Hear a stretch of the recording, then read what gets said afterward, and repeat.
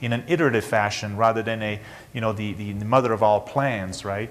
So what about you, Martha? What are we doing on, we have this exciting conference, but what are some other things that we're doing? We do. Well, over the past, one of the really great things about this regional cooperation of the Council of State Governments West is the fact that you have, the West is very different from the rest of the nation, as you all know, being citizens of the West. We have a lot more state lands. We have a lot more rural-urban divide is huge. We've got very higher immigration in some states, and language differences. You've got English language learners. So across the West, there are so many different programs that are being driven by teachers, legislative support behind it, and every time that we get together, there's so much sharing of Wyoming doing a scholarship because they had a lot of money from coal, and so what they did is they took that money and they invested it in a scholarship program. So you have students that, rather than going out of state, they will go ahead and stay in state because the scholarship will cover their education at University of Wyoming, for example. You've got, you were talking about individualized learning. You've got a program up in Washington that's being very successful that is individual learning where the kids are actually saying, hey, this is what I really, really enjoy, and what kind of career does that mesh with, and also looking at what are the indicators as far as the future, what's going to make me comfortable. Right. Let me ask a question here to the policy people. In North Carolina, I served in the legislature in North Carolina for a number of years. And one of the issues that we had was there was always kind of like the issue or program of the day.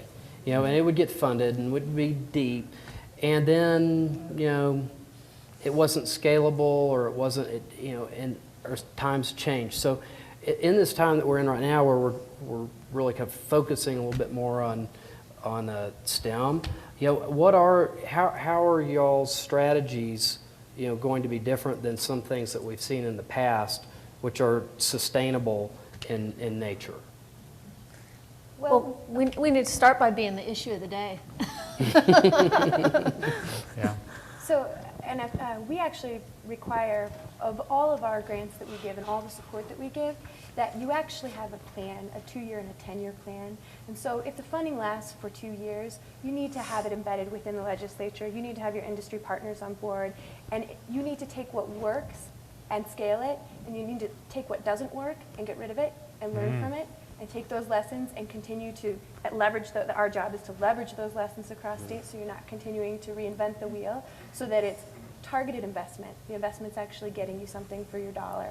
But we didn't expect this, this economic climate about 2 years ago for these grants, but I'll tell you, this has still remained a priority for the legislatures across the states. There's still funding available, even though it's a little bit decreased, and I think it's because of those relationships you have to build so that everyone understands it's important. It's not, STEM education is not a partisan issue. This is something that transcends party lines, and it's for our future. So as long as everyone understands that, I think that you'll go farther. Yeah. I guess I'd like to maybe issue a little bit of a challenge for industry. We had challenges in California many years ago around adequate funding for textbooks. Right. And the Association of American Publishers got together, pooled their resources, and did some polling about how local voters felt about textbook funding. And after that, our legislators never messed with textbook funding. We've had great textbook funding. We still have great textbook funding. And so I've never seen similar data about how voters feel about having technology in schools and having investments in education we technology. might have to do the same thing. That's a great idea. The publishers, of course, was a self-preservation move, right?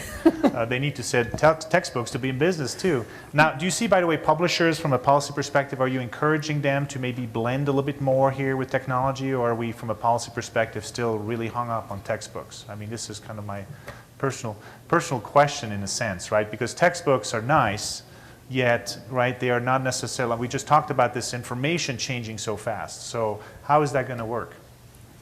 In California, it's very schizophrenic, where, you know, textbook companies love technology. No, we're going to kill off that part of our unit. And so it's been a sort of a volleyball game. Okay. But I see a movement where they've all sort of moved into the technology arena. Outstanding. Well, Yeah. I'll say, I don't know how New Mexico's situation is, but I'm sure it's somewhat akin to North Carolina. You have a committee of people that decide the curriculum. And so getting curriculum changes through takes forever.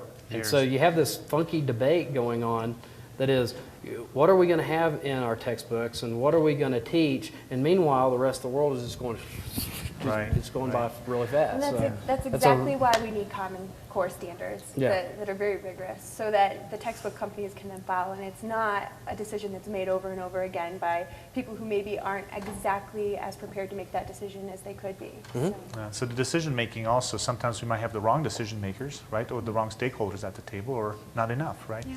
Well, I want to thank you again. Noah, if you mind queuing up our last segment for the video, and we have one more. Good.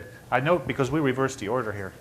Man, this is innovative, by the way. We're changing the curriculum as we go. So anyway, thank you so much, and I appreciate you being up here, and thank you so much for your Thank you. insight.